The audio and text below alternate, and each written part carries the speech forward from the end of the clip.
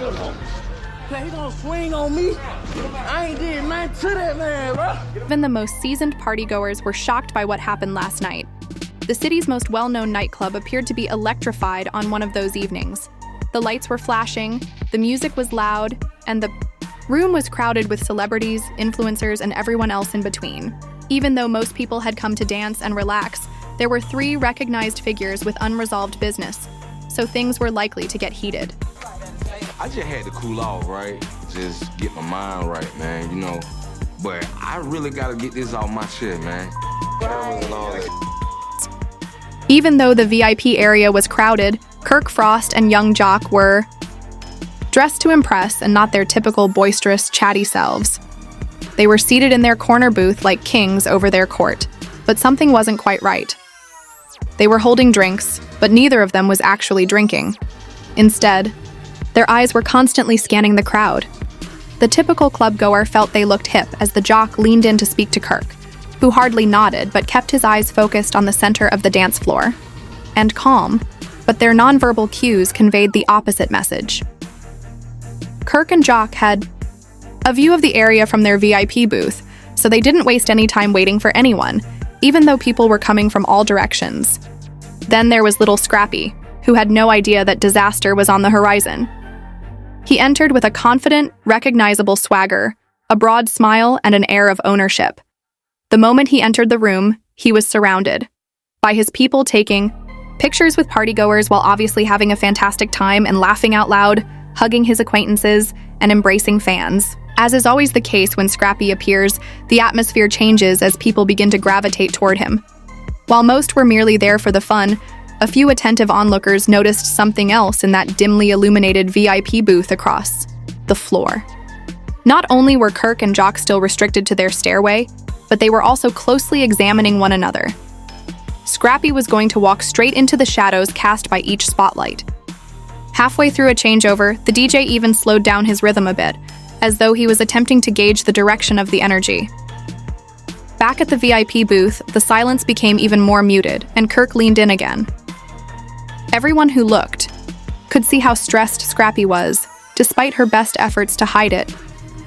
One of the dancers by the bar paused in the middle of twerking and looked over at Scrappy's booth.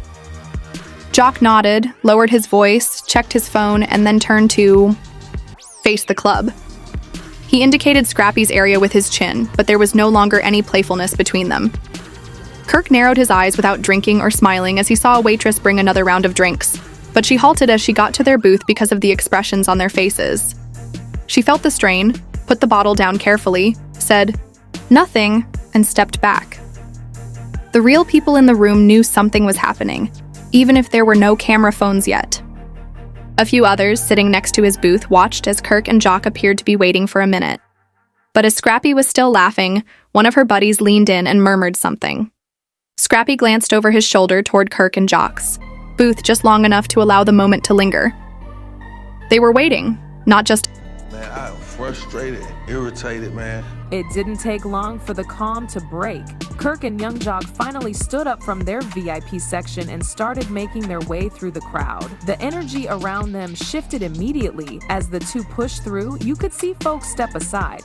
It wasn't loud, no yelling yet, but something about the way they moved made everyone take notice. Scrappy was near the center of the dance floor, still vibing with his people, but he noticed the movement coming straight for him. As Kirk and Jock got close, he turned and gave a nod, like he was trying to keep things cool. "What's up?" Scrappy asked, throwing his arms open casually. He didn't sound tense yet, just curious, maybe even a little cautious. But Jock didn't respond with a smile. Kirk didn't return the gesture. Instead, both stood close enough that personal space wasn't even a thought anymore. The music suddenly felt too loud for the tension in the...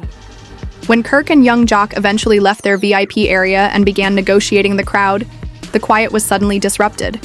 The mood around them changed as soon as they did, and you could see others backing off. Their movements attracted everyone's attention, although they weren't yet shouting.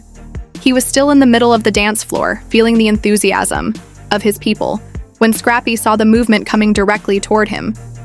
When Kirk and Jock approached, he turned and nodded as if he was trying to maintain a cool, "What's up?" Jock did not grin as Scrappy held out his arms to ask his question. His tone was curious, slightly apprehensive, but not yet nervous. They didn't even consider personal space anymore because Kirk stood so close, refusing to return the gesture.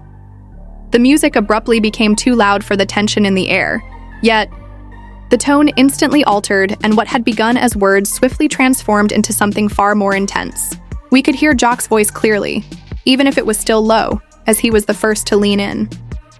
"Scrap," he replied, looking directly into his eyes. "You've been talking too much. You know exactly what playing both sides is, smiling in our faces, and then running your mouth behind the scenes," said Scrappy, frowning in confusion. That's when the real weight dropped. Kirk took out his phone and put it up as proof, because he believed that since we had the receipts, he wouldn't return to us. "When you were acting oddly last week, Jock came back into the studio. Do you believe that people are devoted to you since they emailed us everything?" Scrappy looked at the phone for a moment, then turned back to Kirk. "That wasn't even the entire conversation," he remarked. "You folks are reading the situation incorrectly. I did say it, but I didn't say what you were attempting to express." He raised his voice slightly, but Kirk did not flinch, replying, "Context or not, you said it, period." The scene was becoming more intense with the so-called proof in hand. Scrappy's face heated and his normally composed demeanor was shaken. He said, "Y'all are acting like I'm some snake, but I have been real with both of you. More times than I can recall, you guys. A Scrappy snap, you think I'm afraid of receipts, but half of you are a lie nonetheless." The loudness had changed, and everyone who hadn't noticed before was now keeping an eye on phones. When the DJ turned down the music a little, security, at the edge of the dance floor, began to move in just enough to be ready. "You want to show the others what you said and how you skillfully discussed me without me present." The assertion hit. The Jock started to approach, but Kirk stopped him, saying, "Let him talk. Let him get it all out. You're ready to burn it all because of a few out-of-context comments, even though I restrained you all because Scrappy wasn't settling down." The crowd was getting close, but not too close. You could tell that everyone in the club understood that it was about putting pride, respect, and trust to the test. The last spark that ignited everything was only a few seconds. I don't have nobody if y'all ain't with me. I don't have nobody. Okay. Like all that talking, cuz I need y'all to show me, cuz, for real. Scrappy was At the peak of the ranting, neither Scrappy nor Jock was giving up. The Jock remained motionless as Scrappy moved closer, filling the small gap between them until they were chest to chest. Kirk added, leaning in to give Scrappy one more warning when he saw it coming, but Scrappy had already crossed the line. "You might want to fall back before it gets real," Kirk said. Jock said, "It already is real," and he stepped forward just far enough to get a response a second later. The Jock stumbled backward and collided with a neighboring guy after Scrappy gave him a shove in the chest. A drink flew from a table glass, breaking the music. Before they could even make a cut, chaos broke out. Kirk hurried forward, and they all gathered around him. One of Scrappy's boys jumped in to pull him back, but it only made him push harder. A second member of Scrappy's crew stumbled and ran into another VIP guest while attempting to step in.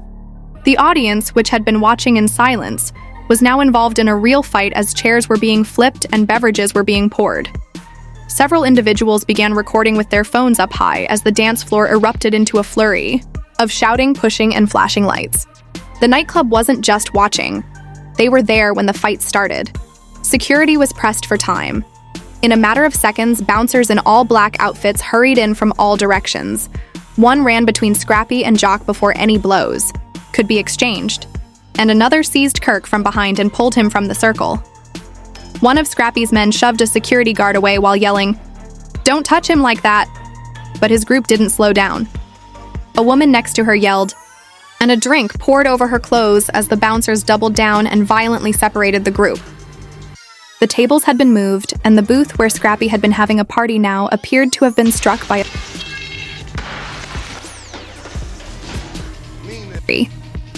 Club employees came in behind security as the situation began to settle down to help push back. The crowd pick up broken glasses and try to prevent more patrons from becoming trapped in the middle.